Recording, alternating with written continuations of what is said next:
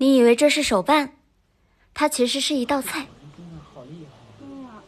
这就是失传千年的素贞阴参布。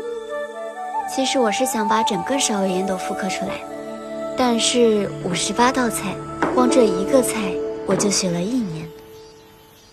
素贞阴参布虽然失传了，不过我想或许能用面素技艺重现这道菜。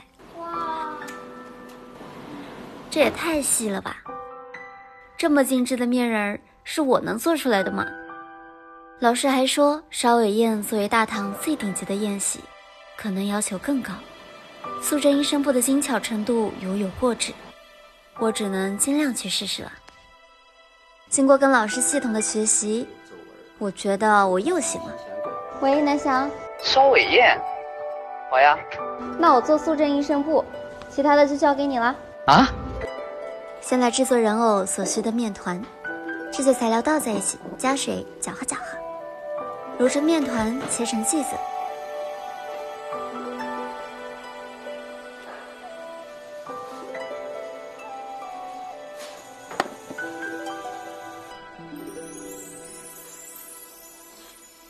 蒸熟的面团经过调色，材料就准备好了。面塑讲究一面双手走天下，4刀8法定乾坤。说的是通过4把工具和8个步骤，就能塑造出不同的人物形象特征，概括度极高。不过想要把人脸捏好，还得对人体结构非常熟悉才行。面塑我断断续续练了有1年了。可是如果没有之前做游戏原画师的经历，我估计得在这个基础上再多花上2年的时间才行。素贞阴参布作为宴席上的一道看菜，规格之高之奢华，在后世1000年都极为罕见，而这对于盛世大唐来说不过冰山一角。所以时至今日，诸多外邦人称华人为唐人，海外聚居地也叫做唐人街，可见盛唐之强大，历经1000年余为人盛。做好的人面还需要加上妆发，之前做汉服的时候我就研究过古代的妆容，这一步还算驾轻就熟。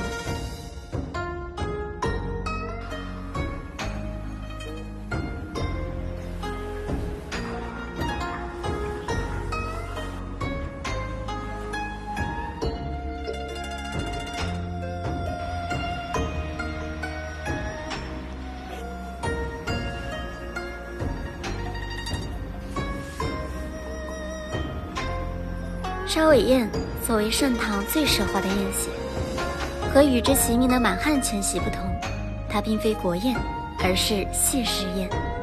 金榜题名时，如同天火烧尾，鱼跃龙门，故以此烧尾宴拜谢师恩。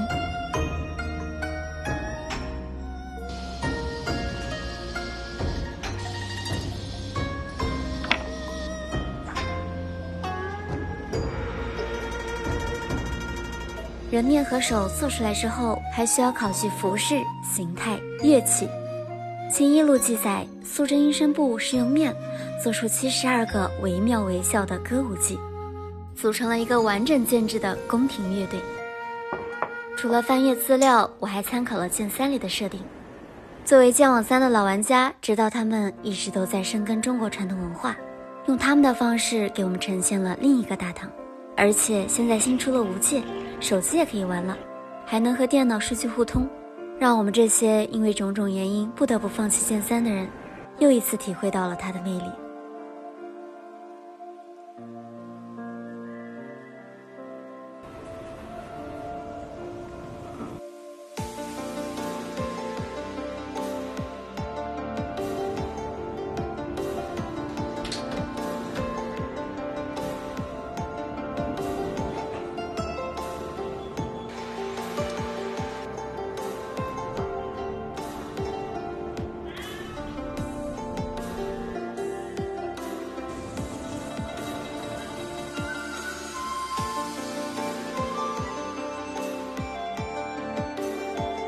除了人物服饰形象的考据，我还请到了一位研究古代乐器的老师。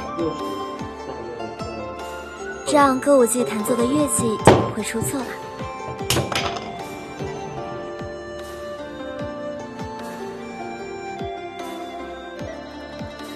在老师的帮助下，做出来的乐器也是按照文物样式、实际尺寸等比复刻的。麻雀虽小，五脏俱全，而且老师非常执着的要求，即便看不到的乐器背面，也要细心地画上紫檀花纹。难怪他的复原乐器做得那么好，就是在那些看不到的地方，比常人还要多一份偏执，多一份热爱。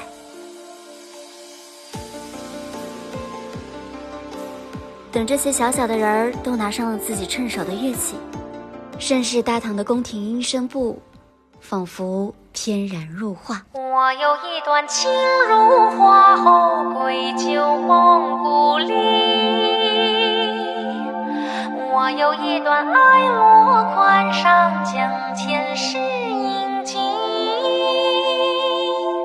一程天晴，一程雨阴，我入戏平添着醉。与愿一抹香凝，酌一杯飘逸。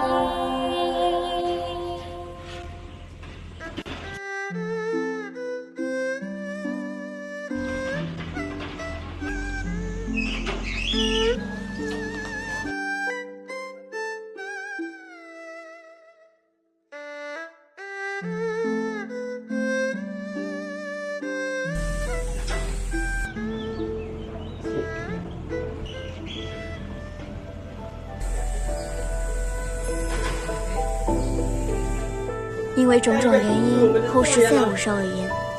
但是，虽然烧尾宴失传了，尊师重道的传统却保留了下来。礼仪之邦犹在，大唐风仪尚存。千年之后的今天，我们尽力复原了这场盛唐最高规格的谢师宴，以此拜谢所有老师，也遥祝所有学子烧尾化龙，从风而起。